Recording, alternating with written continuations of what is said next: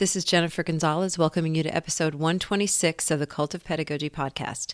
In this episode, we're going to talk about the surprising benefits of student-written graphic novels.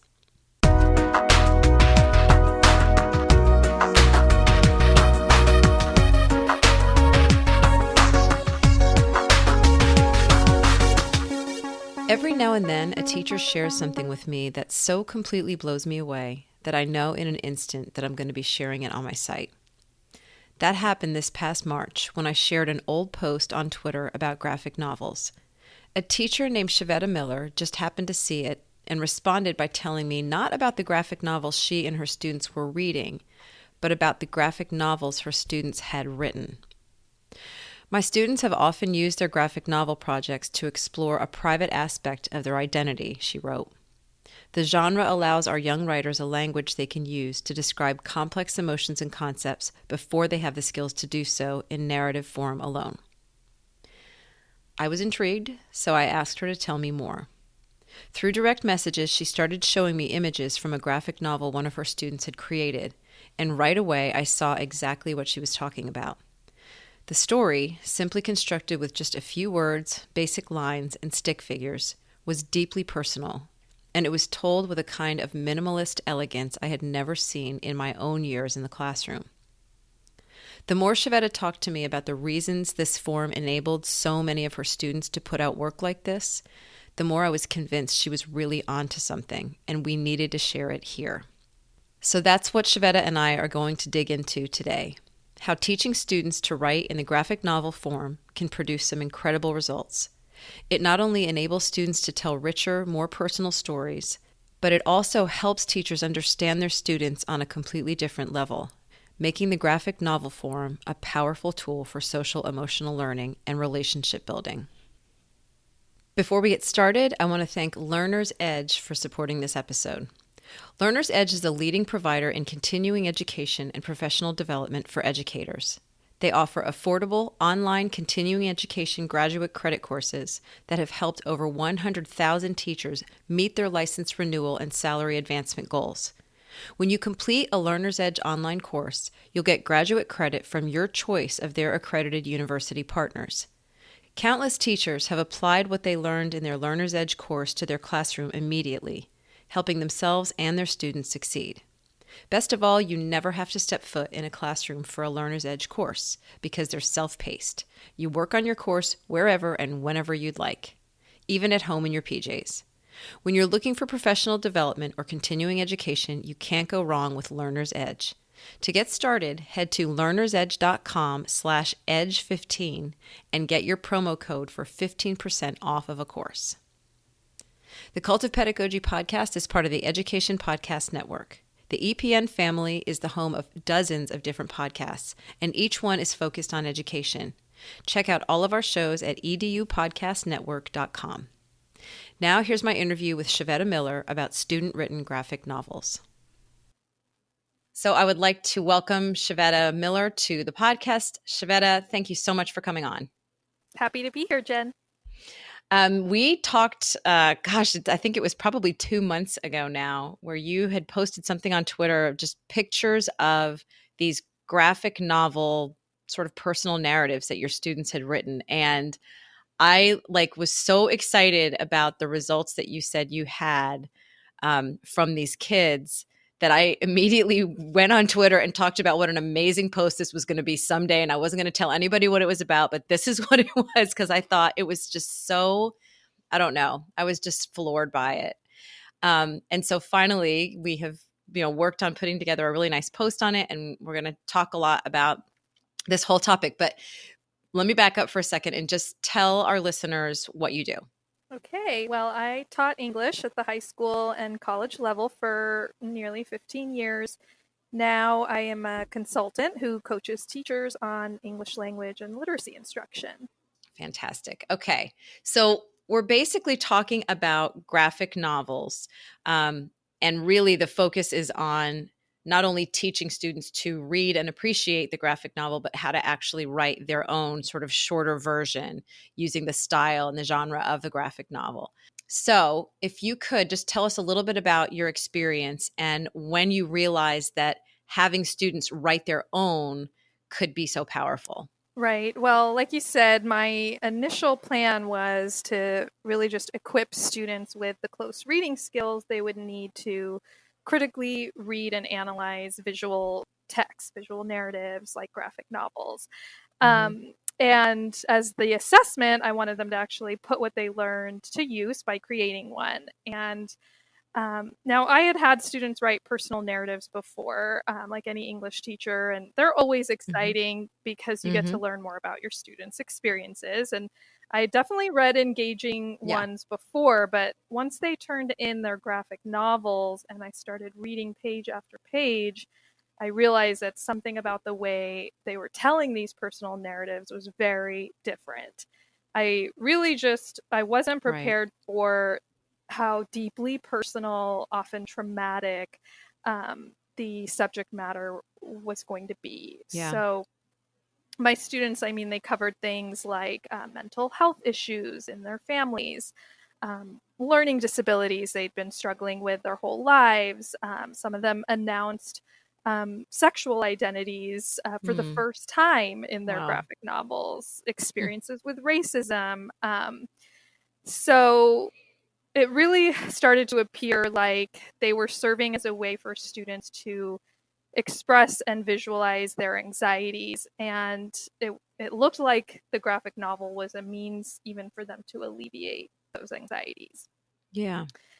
So even more surprising was as I was reading page after page of these stories, I was actually starting to see myself and my own teaching reflected back to me in the illustrated pages. Mm-hmm. I was just seeing the complex backgrounds and experiences my students were coming into class with every day. And I just found myself rethinking conversations I had had with them in light of what I was now learning. Yeah. And this was actually the example that you had first shared with me online of one particular student where you really just learned so much about him and saw yourself in his story. Yes, yeah. So that would be, we'll call him Lewis, Mm-hmm. and Lewis was at the time what we call selectively mute. So an anxiety disorder where a child doesn't speak in certain social situations, but can communicate freely in other areas. So coming into my class, and again, this was high school, so it was known that Lewis was mute all Mm-hmm. through his high school years. So he was very studious person, always completing assigned work, but sitting quietly in the back of the class, never asking questions or responding. Mm. And so Lewis chose to write his graphic novel about his mutism. And it was a way for him to really finally speak. And what he communicated, just like you said, really changed my teaching in profound ways. He narrated and drew the obstacles that he had experienced with trying to overcome his mutism. So, really, he was trying to show I want to speak, but I'm Yeah. experiencing these really debilitating obstacles like stereotypes and stigmatizing labels from peers and teachers alike. And so the way that he was able to use the form and the devices that we had studied and practiced to narrate this had this surprising impact on me as a reader. Just really seeing my own teaching behaviors and how they were maybe complicit in what he had experienced. Yeah. What give me an example of one of those behaviors that you sort of saw because I'm remembering the panels and he definitely never named you, but you still kind of saw something that very well may have been you or somebody else like you. And what was that teacher doing? Yeah, so we'll talk more about this a little later too. But one of the defining characteristics of graphic novels and comics is cartooning. Yeah. And so the nature of the cartoon is that it's this super abstracted image where you're Scott McCloud and in his groundbreaking work called Understanding Comics describes it as uh, amplification through simplification. So Lewis drew the teachers, the students, and the protagonist himself as stick figures. So the most abstract Mm-hmm. cartooning you can do. Mm-hmm. And the teacher drawings were, if you can picture a stick figure with a large circle face, but nothing in the face. So no eyes, nose, mouth. So first of all, just that absence of detail there to me really emphasized the meaning, that the essential meaning I think he was trying to convey, which was sort of this inability to relate. Yeah. And the reason I kind of knew immediately this was the teacher, even though it's just a stick figure with an empty face, is that they're drawn at an intentional distance from the students. There's not much in these panels, two stick figures, but the size and distance of the teacher makes it clear that this is an authority figure. Yeah. And then there's a little rectangle on the stick figure arm, and it looks like a briefcase, which to me kind of, it's like, okay, if you could choose any symbol to attach to a stick figure to indicate teacher, he chose a briefcase. Like, to me, that really made me think of this like no nonsense attitude, I'm all business kind of persona that he at least was seeing in his teachers, which Right. I'll say, like, I could see myself in that at that time. Well, and because you had been frustrated with him in your class, not really understanding how to meet his needs, how to bring him into the fold of the classroom. And so you saw your own sort of impatience in the way these figures were drawn. Yes. At that point in my career, I definitely didn't have the expertise to draw him out. And, with large class sizes and all that, it was easier at the time to kind of say, okay, well, he's always been like this. It was just kind of more convenient at the time to really work around that. So yes, I started to really question, what was my role in the pain this student and all my students were experiencing in their school days and beyond. Yeah. So this really was sort of the point that you had brought to me, was just that allowing students to use this form brought so much out. It helped you to get to know them so much better. And it also just made you a much more sort of intuitive, sensitive teacher to them. So, and we've started to kind of dive into the why of all of this and why it actually has this impact. So let's now shift gears and talk about those reasons, because since then you've really started to study the genre of the graphic novel. And it's sort of no accident that these things ended up coming up when the kids started to use the form. So what are the reasons? What have you learned about the graphic novel form that makes it such a powerful medium for kids to actually use as a creative tool? So all compelling texts, I think we as teachers would agree, share characteristics. They're ripe with ambiguity. They take time, attention, and care to create and consume. They provoke thinking, challenge assumptions. They can initiate and weave a conversation. They'll nudge us to act and connect deeper within us. So graphic novels, with their combination of words and pictures, can tell stories like this for, like you said, so many unique reasons. And one of them is what we talked about a little bit, the cartooning, and how representing, really doing that, amplifying certain messages and meaning through simplifying your drawings actually invites readers to participate in ways that are personally meaningful and relevant. And I want to share one kind of illustrative example here with, recently I read an interview of Chris Ware, American cartoonist Chris Ware, in the Paris Review, and he describes in detail his early experience with comics, reading them as a kid, and how he so empathized with Charlie Brown's predicaments in Peanuts, that he actually mailed a Valentine card to the newspaper to express his concern Aw. for Charlie Brown. And later he actually describes that he even cut out his face and superimposed it onto the bodies of the superheroes he was reading in his comics. And I Hmm. thought, wow, that just perfectly illustrates what I was describing happened to me with Lewis. I didn't cut out my face and put it in his graphic novel, Yeah. but that's essentially what I was doing. Right. And so that form of abstracting, I just wondered, would Chris Ware, would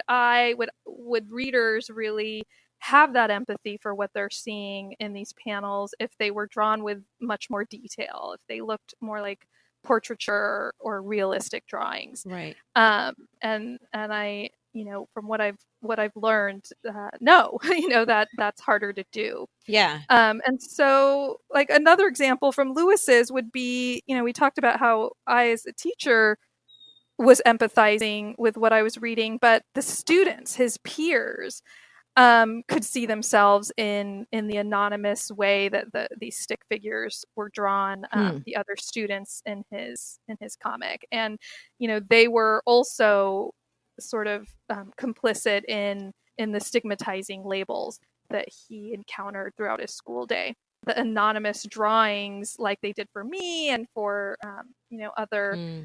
other readers of comics for the history of the form, really make that participation possible. Yeah. So, for example, the hallway that he's sitting in, is there's just a line halfway through the panel to demarcate, a wall from the ground, and Hmm. he's sitting on the ground as a stick figure, and really, there's just so much. Generality to that picture that anyone looking at it could really fill it up with any place that would be Yeah. personally relevant. So this doesn't have to be in a school. It could be anywhere. When you talked about this, when we were sort of working on the post and everything, it was such an epiphany to read about this because, when somebody describes something that you've always experienced, but you didn't know that it was a thing. I mean, and I've never really been that drawn to the types of comics that are very realistic looking. And I never understood why. Mm. I never understood why I was more drawn to the more cartoony, simple um, ones. And now I understand that there is a psychology behind that because you fill in your own details when when it's really really simple and kind of spare, versus when something is really drawn very detailed, then it's being given to you instead, and so you may or may not relate to what the author is doing. Yeah, and it's also just that by choosing, like, there's a lot of care and thought put into, because you're only drawing so much, a lot of attention put into, well, what are you going to include? So Yeah. why Yeah. am I going to put a rectangle there to signify a briefcase? What are the Right. implications of that? So, Yeah. not that they're sort of like off the hook for, including so much detail, but really that Hmm. there's a lot of attention to what is being included Yeah. to signify meaning. Also, I think that because it sort of creates this very universal response and participation and empathy, having studied a graphic novel, in our unit before creating their own and really observing that at work, I can't help but wonder if that was influencing students to really broach topics that they wouldn't ordinarily. When Mm. they thought about the way that we had studied Marjane Satrapi's Persepolis, which we can talk about more later, but Hmm. when they found themselves, experiencing empathy for Margie Yeah. and other characters in the novel, really kind of somehow maybe subconsciously invited them Oh, I to bet it cover did. topics they, yeah. Yeah. Yeah, I bet it did. I mean, that's the great thing about any kind of literature is it shows you this somebody else has gone before me and done this, and it gives you permission to do the same thing. And this whole before we leave this topic of the cartoonish, the simplistic thing, I think the other great thing about that is that for any of your students who don't feel that they are artistically gifted, it gives everybody, free reign to say that, look, you can convey incredibly strong emotions with very simple lines and stick figures. You don't have to have great artistic skill. Right, exactly. Yeah. And they finally, just one important piece was that I think that another reason students really kind of dove into really emotional stories was that there was this distance from the stories that they might not have been able to have if were they to narrate them completely in Yeah. prose. It really helped, like, okay, this is an anonymous stick figure, like this Right. could happen to happen to anyone. It Right. wasn't necessarily happening to me. Yeah. um Yeah, that's an important point. That really is, because it's another thing that I don't think people would necessarily be able to articulate, but it's so true that if you it's just this little doodle that you're drawing, it's like, "Oh, this is just a little story I'm telling." And that gives them permission to do some pretty serious revealing of themselves. right. So, okay, so one feature of the graphic novel form that allows it to become so powerful is that this cartoon form can really create empathy in your audience because they can fill in a lot of their own details. What's the second feature? So the next thing I want to talk about is how really no story is too complex for the graphic novel form. And this is kind of a well-known, I think, or increasingly known Hmm. idea with teachers teaching the graphic novel, is Mm. that it builds content schema for readers. So you often hear or read articles about graphic novels being used to build content knowledge, background knowledge in science or social Mm. studies. You know, there's a huge field of science comics, mental health comics, and now even graphic medicine Oh, is a wow. growing genre. Yeah, I could talk on and on about just that. But Mm. so why? You know, why can you build content knowledge in the graphic novel form? So obviously it's that combination of words and pictures, but more specifically, it's the interdependent relationship between the words and pictures. So Scott McCloud, and also, you know, seminal comics influencer and writer Will Eisner, talk about this in great detail as the difference between visuals and illustration. So Let me stop you for 1 second because I want to make sure that we say these book titles to people, and we're going to have links over on the blog post. Are these two separate books? There's one called Understanding Comics, right, by Chris Ware, yes. or no, Scott No, McCloud. so yes, Scott McCloud wrote Understanding Comics, and Okay, you'll find it in a lot of high school teachers' classrooms already. got it. And then he draws from an even more foundational text called Comics and Sequential Art by Will Eisner. Eisner, got it. Okay, I So wanted to yeah, just make sure we really clearly said both book titles in case people are listening and wanting to look those up right now while they're listening. Okay. sure. So they talk about visuals versus illustrations, and how, you know, an illustration kind of repeats the text, whereas a visual really works interdependently with it, or the combination of that visual and the text, the caption or the dialogue, really create more than what either could do alone. Mm. And so one example of how this kind of builds background knowledge for readers, so that they can read and participate in concepts that are really complex for them, is in Persepolis. In one of the very early pages, she uses the word prophet. And that's a pretty heavy term for a lot of readers. Yeah. And, you know, she doesn't need to explain or qualify that term with a positive, you know, phrase in the caption. She shows the person, you know, dressed in what looks like a holy robe and carrying a holy book and pointing towards God, and she has disciples around her. So, you know, kind of the concepts can become clear with this interdependent Right. Right. relationship. And you can just imagine that really honest brutality you can approach. You can have when you're talking about things like anxiety Mm. disorders, or death, or racism, or other traumatic Yeah. experiences.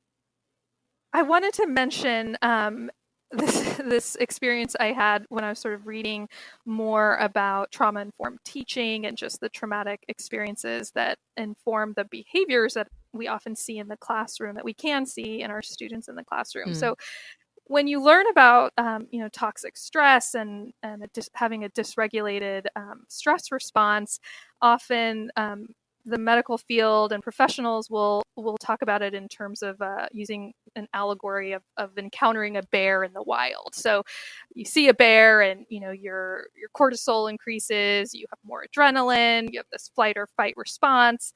And then when talking about young people with dysregulated stress responses, they say, now what would happen? Now imagine what happens when the bear is in your home. Mm. When you're living with the Mm-hmm. bear, when essentially you're experiencing traumatic stress on a daily basis.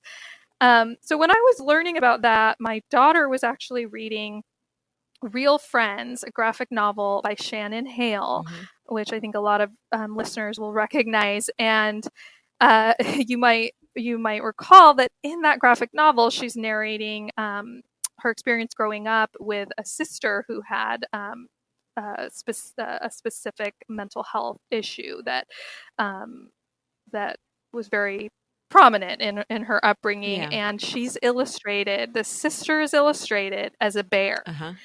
for many pages. And so I just remember looking over my daughter's shoulder and seeing this and just thinking about exactly that content schema that, writers of graphic novels, but also young readers, all readers can really access these complex issues and, you know, health issues or whatever variety of traumatic experiences through that relationship between text and visuals. Right.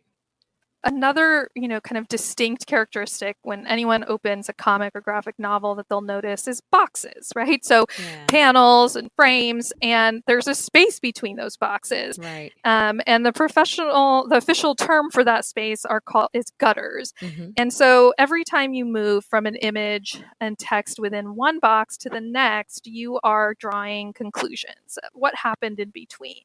Yeah. And sometimes those conclusions you're drawing are pretty basic, like the transitions are just moment to moment, action to action. But sometimes they're very large gaps that Mm-hmm. occur between each panel. So, in terms of communicating complex experiences, what this allows a graphic novelist to do is, for example, show a variety of perspectives just within two panels or within one page, a Mm-hmm. variety of time periods. So in Persepolis, you see a lot of examples of this. She catches us up on thousands of years of Iranian history Yeah. through carefully composed panel transitions. Right.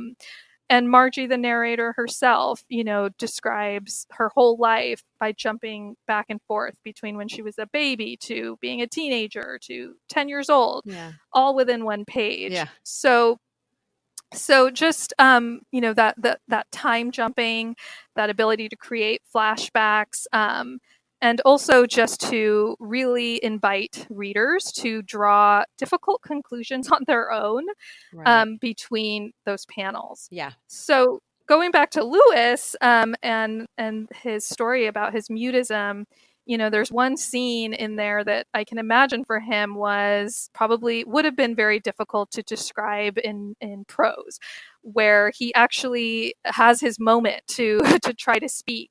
And he's built himself up, in the pages beforehand to say, "I'm going to do it this time," Yeah. and he doesn't. He isn't able to do it. A student calls out, "Oh, he doesn't talk," and that's one of those labels that prevents him from really going through with what he wanted to do. And so in his side by side panels, you don't see the moments where he's just standing there, hands sweaty, Mm. peers snickering, teacher rolling their eyes. Yeah. You don't see all of that. That's not all described or Right. visualized. You jump to the next panel where he's lying down on the floor. Right. And Oh. he's just clearly defeated there. So those gutters, those spaces, not only do they help build reader participation, but they really kind of influence the writer to really kind of go there, go to moments that maybe they wouldn't have gone in a different form, Right. Right. knowing that they don't have to really say everything. Right. So another piece I want to mention about the value here of our students creating these graphic novels is who they get to share them with. Mm, So another defining feature of graphic novels and comics is the wider audience they appeal to, which you don't have to go far to find articles written about that, and how they engage all types of readers of different skill levels and interests. So I want to just kind of start with an experience I had at home. I was reading Jerry Craft's New Kid, a new graphic novel that came out to much praise this year, and my daughter was sitting next to me and just couldn't help but peer over my shoulder, yeah. and essentially read the entire graphic novel with me over the shoulder. Aw. And so there's just this real potential for a communal experience with graphic novels that I I at least don't have at home when I'm reading really dense prose texts. Right. Um, and then when she's reading her graphic novels and she's laughing out loud and she really wants to share something with me, she wants to read them aloud to me, and she kind of she holds the book in her hands and describes what's happening and reads the captions, and I'm just sitting there like I need to see it for myself, and I Yeah. just take it and put it in my lap and just have so I can kind of control my own pace of reading. And this is something that Scott McCloud talks about, and also Jean Luen Yang, who's an award-winning graphic novelist who wrote American Born Chinese. He talks about, he's also an English teacher, and he talks about how this is why more teachers can be teaching graphic novels in the classroom, is that students can take ownership of their own learning. There's this ability to control time when you're reading a graphic novel. Um, you can really look at the panels in your own order, really dwell on one image longer than another. Mm, So when I was reading about that, reading what was written about that, I couldn't help but think about one of these other graphic novels one of my students had made, and it was about how his baby brother had nearly died, and the anxiety that caused for him up into his teen years. And I just imagine like that student being able to really share his story with his family or with a young brother, yeah. with an inexperienced reader, and I started imagining the implications for their relationships with people outside of the skilled readers in their classroom Mm, and their mhm. teacher. So this genre, this form really seems to have just a ton of factors in it that make it so powerful for students telling their stories. Right. Yeah. So like I said earlier, the a big surprising outcome here was what it was doing for students, for them to kind of navigate their experiences, and that it was even potentially healing for them. But in terms of for me, what it did for my teaching, so in trauma informed teaching, it's known that it kind of takes a community response, right, to really address the pain in our classrooms and the experiences Yeah. students are coming in with. But it's also acknowledged that it can really start with relationship building in the classroom. Mhm. And I think that starts with hearing students' stories. Yeah. And because our students are coming into the classroom with trauma, the graphic novel's unique form really allows for communication of that trauma to the teacher, who can then potentially serve as that buffering adult, that trusted adult who can Right. teach in what Zaretta Hammond calls a culturally responsive way, a way that Mhm. will influence teachers to think, how am I decreasing cortisol for this student Yeah. today? How am I building dopamine? How can I be responsive to those needs while still building critical literacy skills? Yeah. Yeah. So, my guess is that by this point, people listening are really going to want to learn how they can actually do this with their own students. And you really did sort of develop over the years a process that leads students in through the process of studying the form as readers first and then transitioning into using those skills themselves. So, can you sort of walk us through how a teacher might replicate this in their own classroom? Yes, let's dive into that. So I taught this, like I said, using Marjan Satrapi's Persepolis Hmm. as our mentor text, and this was in a high school setting. But the results can be accomplished at any grade level with a variety of graphic novels being used as the mentor text. Right. So one thing to start with would be learn about the form yourself. So those Mm. titles I mentioned earlier are a really essential place to start. I can also recommend kind of a shorter read, Barbara Slate's You Can Do a Graphic Novel Too. And also Raina Telgemeier of middle grade graphic novel fame Yeah. is just released Share Your Smile, which is a guide for younger readers to think about start journaling and writing their own graphic novels. So Fantastic. Yeah. yeah, so those are some ideas. Next, you would want to choose a graphic novel for your mentor to serve as your mentor text. Hmm. And just like not all short stories are the same, not all graphic novels are the same. So you'll find plots of simple, obvious action and also subject matter and theme of great sophistication. So Right. kind of consider what will be age appropriate in terms of text complexity and themes, but rich enough in terms of the devices and techniques that you'll learn about when you read those initial books. Also consider what will connect with students' experiences, but also expose them to new ideas and concepts. And you might consider, connecting to social studies or science content students have learned or are Hmm. learning.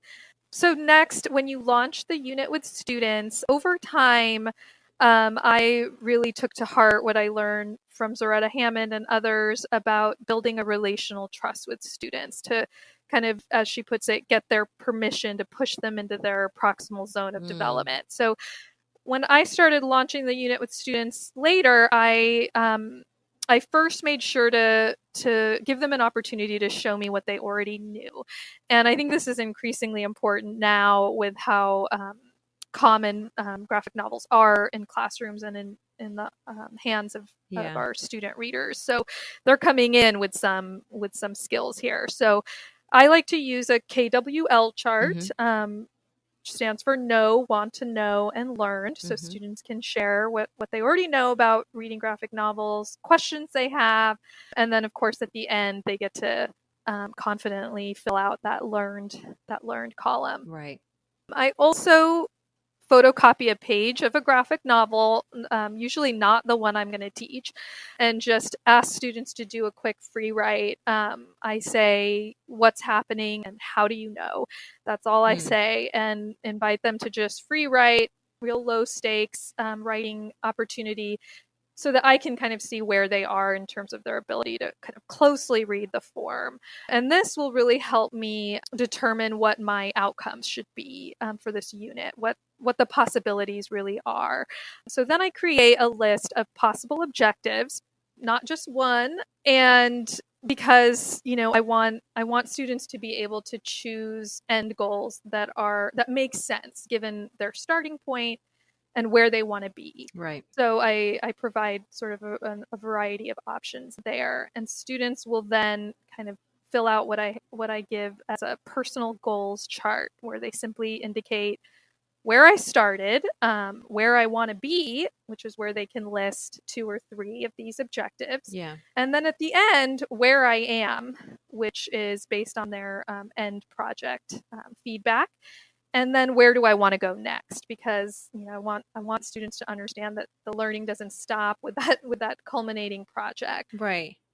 Could you so that people can sort of picture what this might look like for one individual student? Can you give me an example of the type of skill within this graphic novel unit that a person, how would they describe where I am now, where I want to be, and where I go Great next? question. Yeah. So, for example, a student for where I started might say, just copying from their KWL chart, like what do they already know? Yeah. A student might write, never read a graphic novel, not too interested in making one, Yeah. might be fun to read, looks easy, things like that. Or based on their very first free write diagnostic, that they basically wrote a summary of what happened. 1 to 2 boxes, didn't make sense to me. So things like that. Right. So in terms of where I want to be, some examples of objectives I've provided as options. A student who's starting with that might choose something like understand that the graphic novel form has more to it than I thought, and be able to explain how it can be a meaningful form of expression. They might choose I want to be able to communicate ideas and emotions using graphic storytelling devices. Got it. Another student, if they're coming in with a little more experience and interest, might choose something like, I want to understand more about how a graphic novel author constructs the story and communicates emotion and theme. A student then, at the end, where I am, based on their end assessment results, we'll look at that same list of objectives and say, okay, well, did I meet the ones that I indicated where I wanted to be, or can I actually choose additional ones that I have accomplished as well? Yeah. And honestly, that's usually the case. I mean, when we get students who articulate their own learning goals in the beginning, they often exceed them. Yeah. Yeah. And so finally, where they might want to go next. So imagine a student who, really met a lot of the initial objectives they had chosen. Now they might choose one of the more advanced options, like go beyond the common techniques or those we studied to actually reinvent or experiment or discover unique ways of telling a story in graphic form. Right. Right. Okay. Good. That helps me to picture what this actually could look like. Okay. So once they've sort of set those goals and you've kind of figured out where everybody is, and I love the fact that you're not necessarily just going in with a boilerplate of like, these are going to be the objectives for everybody every year, every time I teach this. You're adjusting based on the diagnostic. I think that's great. Right, right. Yeah. And so finally, for Persepolis, there was some context I wanted to provide initially, just politically and geographically. Where is Iran? Yeah. What was the Islamic Revolution? But mostly, we encountered that and researched references as they came up in the reading. So, and as your readers are launching their units, just kind of consider what do they want to front load and what can be learned throughout the process. Got it. Okay. So what's next after that? So then we start reading. We start Yeah. reading now that you've chosen your text and gotten students invested, and we have some goals. We're ready to learn. We're ready to see an example of this in action. So over time, I found out that it works better when I first give students pages to look at on their own and just independently free write, again, like we mentioned earlier, about what they're seeing, what they're noticing. Yeah. So Right. again, simply what happened? How do you know? Or what is Margie feeling? How do you know? And these would be pages, this time it would be pages from this particular book. Would this be like from the early sections of it? Yes, yes. So Okay. we're essentially, at least what I did was we read the book mostly in class. And Okay. so during their while we're looking at the pages, I would before we basically discuss it, students have the opportunity to first just free write what they're noticing. Yeah. Then they turn to either partners or small groups where they have something already prepared, some independent thinking that they've done. And now they can bring that together and try to kind of build some consensus around what happened in those assigned pages or that chapter. Sometimes it's even just one page. Right. From there, I ask them to now report out to the whole group. And at this point, they're still using their own language. They're very casual, everyday terms. Yeah. So they might say something like, oh, well, we noticed that Margie's in a really small box here, and she's drawn really small. Yeah. And so at this point is where, to me, it makes sense to now give them the terms, the language that they need to be more specific and precise. So I might say, okay, so we can say that Margie is in a narrow frame. Yeah. Or students might say like, oh, there's no boxes on this page.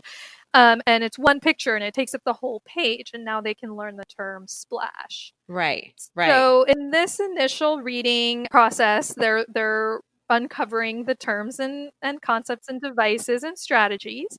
So what I'll do as well, to vary the learning experiences and really build some long-term memory here is, I might put the devices on like chart papers around the Mm-hmm. room and invite students to circulate and add page numbers, panel numbers of where they've seen these devices in their reading. Yeah. And so students who are kind of struggling with certain devices and really finding examples of them can see a variety there, and really all students benefit from just seeing how differently a device can be used, Yeah. across the whole novel. The way you're describing this, I'm imagining there have got to be some teachers listening right now who are thinking, "Oh wow, when I tried to teach a graphic novel, I just handed it to students and told them to read it." And I'm sure there are people that have felt that they failed with graphic novels, say it just didn't work with my class. And I think what you're modeling for us is a much slower, a much more deliberate process of really teaching them how to read a graphic novel, because they're I think when a person first experiences it, they may get a little lost if they don't understand, you know, how to experience it fully and how to interpret certain things. And then once you learn, you can kind of attack any graphic novel. But I really love the way you're kind of easing them into it and doing a lot of modeling and all of that so that they really can appreciate all of those details as opposed to just kind of glazing over them all. Right. And I think what you'll often hear, teachers say, or your readers in your life say, is that they devoured the graphic novel. I read it in one night, or Yeah. which is great, which is part of it, which is part of that experience and important. But yeah, like you said, this is that what we're doing in our literacy classrooms is teaching that second and third and subsequent, read for deeper meaning. Yeah. And really, if you're using it as a mentor text to eventually create one on your own, you're going to need that deliberate attention. Yeah. You're right. So, speaking of that, we then move to those subsequent closer reads. So, Yeah. I'll share some ideas that I learned over time have been successful with equipping students with that ability to not only closely read what's happening on a given page, but articulate that Mm. in writing. Mm-hmm. So, first, I do model, close reading by just thinking aloud and making visible those metacognitive strategies we use, as experienced graphic novel readers, Right. so they can see that happen. So, I might, in that process, I'll be asking questions. I'll use my knowledge of devices to try to, answer my own questions. I'll challenge my own answers. And then students are invited to try to do that with partners or small groups Yeah. using that language I've modeled. Okay. So then I also assign short written close readings periodically. It might be, once or twice a week, where students can choose a panel or a page, or I'll assign one. And sometimes I might give a prompt like, what do you think the author is communicating with the different uses of black and white in chapter 8? Or notice the shapes and sizes of panels in chapter 1. What significance do those choices have on your understanding of the story? So I might give a guide like that. Other times it might be free, where students can write what they're noticing Got and it. making meaning from. Got it. So what's important about those, though, is that they're not graded. They're Mm. they're purely formative writing opportunities that give me feedback on if students are reading beyond the surface, and also like if there was a chapter or a certain panel that no one could really make meaning from. So from there, I have my next steps in terms of what I want to review, what panels I want us all to take a closer look at together. So now, remembering that this isn't just about learning to read and analyze a graphic novel, but also create one, Yeah. an important experience for students is what's kind of been written about as called micro writing, Mm-hmm. which are those low stakes, short bursts, write to learn Mm-hmm. and share and connect, practice the process type opportunities. So in a graphic novel, what would that look like? So what I would have students do is choose a panel or a device that they see in the mentor text, that they see in Persepolis, and Mm-hmm. attempt to create their own panel with any subject matter using that device. So, for example, in one panel in Persepolis, what's happening in the story is that she's staying in Iran, even though many of her friends and acquaintances are moving out of the country, and she feels alone. And the reason she's staying is because her parents want her to have access to her French education that she has there. Mm-hmm. And so the way that she communicates her feelings about this are, she uses techniques like scale and shading and repetition in her drawing. And, there are examples of this in the blog post, images of this Mm-hmm. that listeners can see.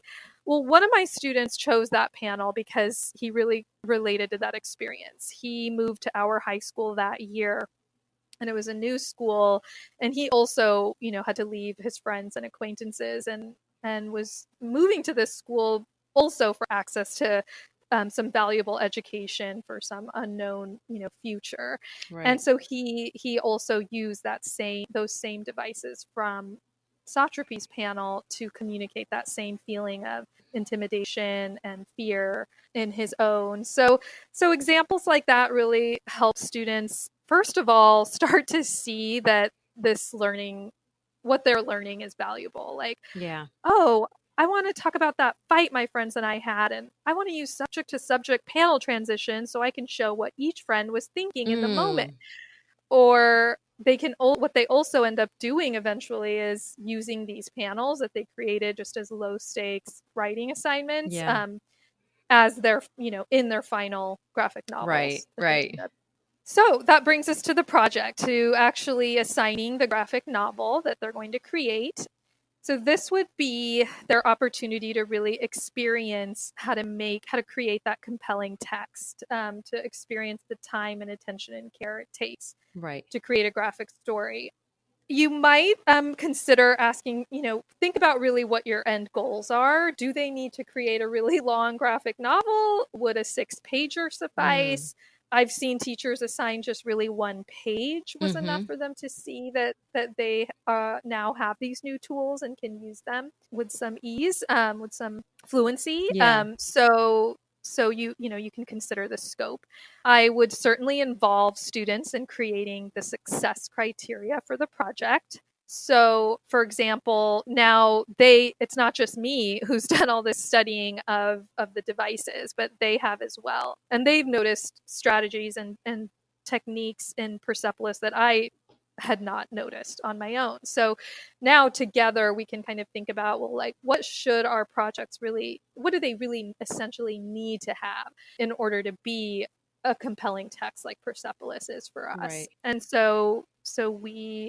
I ask them all to submit one criterion, and I consider those as I craft what you'll be happy to hear is a single point rubric Mm-hmm. for the project, which we'll talk about just in a moment when we get to assessment. But as students are creating their projects, I devote class time to that, to them creating it. And also something I know you've talked about a lot on your podcast is, I'll use the term you've used, dog fooding. Mm-hmm. Is I'll go ahead and model it, for like a 5-minute do now in the beginning of class. Over the course of a week, I'll create a couple panels of my own graphic novel to sort of model that process. And like you said earlier, really it helps to show students, like, you don't need sophisticated drawing skills here, because I Right. definitely didn't have those.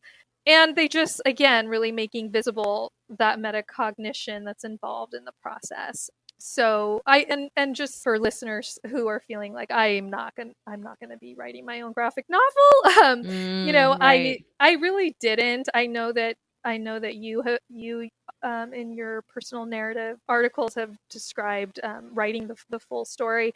I have only ever done just a few panels of a story, and then I also Yeah. had like 5 classes, so I was doing different Right. narratives at one time, in one Yeah. day. Yeah. So I just, and you also don't necessarily have to do a personal memoir type experience. So if that sort of Right. helps teachers do that, then I would encourage, thinking about different ways to dog food. Also, what I ended up doing over time was I had mini lessons, like mini workshops that I would run in the class. While students were working on their graphic novels, they could sign up for a mini lesson. Yes, and I love this, and these are voluntary for them to attend, which I think is such a brilliant idea. Right, and they also help facilitate them because I certainly am not an Yeah. expert in all of this. So, and some of them, some of them are coming in with this, like Lewis, some real great ability to use stick figures. Yeah. So they can sort of do a lesson on how to communicate emotion with stick figures, or another one I might do is thinking about dialogue, and thought bubbles. So, like, when do you want it to be something they're thinking? When do you want it to be something they're saying? So, and really, you don't need a master list of mini lessons ahead of time. I just really developed mine in response to what challenges students were sharing that they had while they were drafting. Yeah. Also, in considering that, students did have opportunities to really reflect and think about how hard this work really is, and to think about what their next steps are and what resources they can use and who they can ask. So, certainly we built in opportunities for reflection and peer review and ongoing feedback during the drafting process. So, one thing I'll caution listeners about is, because of the now that I know how personal these stories can end up being, I really avoid sort of requiring peer review of Mm. their graphic novels. So what I found has worked is I'll ask them to just choose one random panel, or not random, but just choose a panel Yeah. that they've worked on, and it can be part of their final project. It doesn't have to be, but something to submit anonymously, and then I'll just redistribute them throughout the class so that and students are just asked to look at the panel they've received and consider again what's happening, how do I know, and also consider the success criteria. Right. Am I being asked to challenge an assumption here? Are the pictures and words interdependent? And so that feedback that they write will get returned to each student. And so that's one way I've sort of managed that kind of attention to sort of the fear and anxiety about sharing them prematurely. Yeah. Yeah. No, I'm glad you mentioned that because yeah, that could kind of ruin the experience for some kids who really took a risk and then found that it wasn't worth it. Okay, so you've got students writing their own short graphic novel. So how did you actually assess all of this work? Okay. So I was really unhappy with the way the assessment happened my first time. I Okay. found myself doing things like correcting grammar mistakes Oh, on these actual, and your readers will see this in the post because yeah. I have pictures of their amazing, powerful graphic novels with me, like your versus you. Yeah. So I also Oh, found myself just really drawn into some of the beautiful artwork and just getting distracted by it and yeah. writing things like beautiful when it really didn't advance the story, or there was no Right. evidence of real sort of attention to devices. So Right. I had also used a 4-point rubric, and with just way too many criteria and way too much text. So over time, what I ended up doing was thinking, if I have to put a grade on these really powerful, meaningful projects, Mm, I at least want students to first participate in establishing those criteria, yeah. which we've talked about. Mhm. And I want students to strive for an end goal that, for the whole learning experience that made sense for them, Mhm. not that standard one size fits all outcome like we talked about earlier. Right. And I wanted the criteria to allow for creative independence, but still, provide an anchor or kind of guideline for them to be successful. Okay. And most importantly, I just really wanted them to see that even if they got the top mark, the A, the 100, Yeah. whatever, that it wasn't sending some message to them that they're some master graphic novelist now, or that, Yeah, you're not yep, done. yeah, I'm all done with that. Because they're not. They're certainly not going to be. So what I ended up doing was creating that single point rubric. I did have to grade mine, for reasons we won't go into, but I ended up writing that the in the single point column the A kind of stood for autonomous. Like what this means is you're ready to keep learning autonomously. Yeah. You're ready for those next steps. You're ready to continue your learning trajectory outside the walls of my classroom, essentially. Mm-hmm. That's great. And so one thing I'll mention that's kind of funny is that when I did ask students for their suggested criteria, a lot of them did include kind of things like grammar, and it should be really beautiful, really well drawn, and have artistry, and so I had students kind of consider that, and that was feedback for me that maybe we needed to review some of the characteristics of what really makes these stories powerful. Right. So I think with all of that I had learned, by the end, I was able to focus my own feedback really on what would be meaningful for students. Like, for example, Lewis, all of what he took the risk to narrate. Did he need from me a reminder that there's a difference between your and you are, or did he need some more meaningful feedback from me? So the criteria just really helped me do that, and essentially helped all students see that the learning wasn't done, even when they got an A. Yeah. I love that. I love that focus on what is actually going to make it powerful, because I do think teachers tend to sometimes just put criteria on there that it's going to make it more gradable. It's just easier to grade if there are things that are very clearly defined. And a lot of the qualities that you're talking about that make a graphic novel truly powerful are a little bit harder to nail down maybe the first time around when you're describing it. But I think if you give it that effort and you've really studied the genre with students and you've studied the devices, it does get easier. Right. Yeah. I mean, to grade them, I was essentially doing like 100 close readings of all the, with over 100 students. So, but you're right. No, it does. You do develop a fluency with that through teaching it and studying it with your students.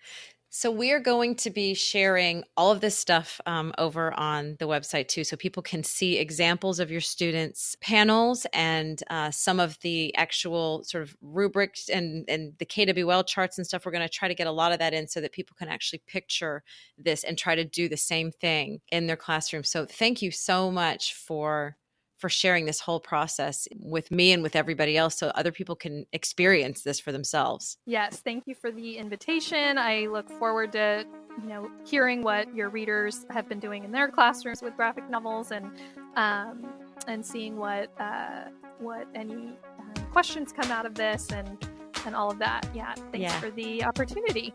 No problem. And give us your Twitter handle so that people can contact you there if they wanted to ask you questions directly. Sure. You can find me at Shavetta Miller on Twitter, and I'm happy to collaborate and talk about graphic novels with anyone.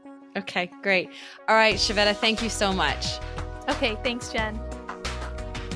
For links to all the resources mentioned in this episode, visit cultofpedagogy.com, click podcast, and choose episode 126.